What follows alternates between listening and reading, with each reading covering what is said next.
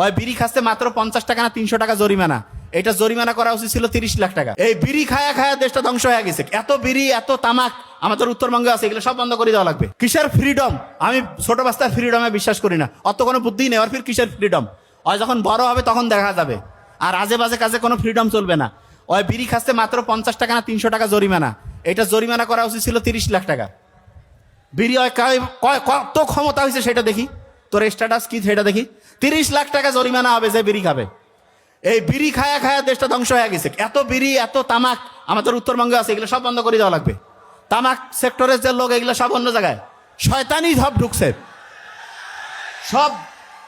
শোনেন, বাড়ি থেকে শুরু করবেন, এলাকায় যত বড় গুন্ডা বদমাশ আছেন আর ভালো ছেলে পেলে যারা, শোনো, যারা ভালো ছেলে পেলে একসাথে মসজিদে নামাজ পড়তে যাবা, একসাথে চলাফেরা করবা। যে কোনো জায়গায় যদি অন্যায় দেখো, আগে দেখবা যে অন্যায়, প্রত্যেকে যায় বাধা দিবা যে না আমি তো ভালো ছেলে, আমি বই নিয়ে পড়বো। বই পড়ি কাম নাই, বই পরে বহু পড়া যাবে। অন্যায়ের প্রতিবাদ এক নম্বরে অন্যায়ের প্রতিবাদ। বুঝাইতে পারছি আমি কি বলছে?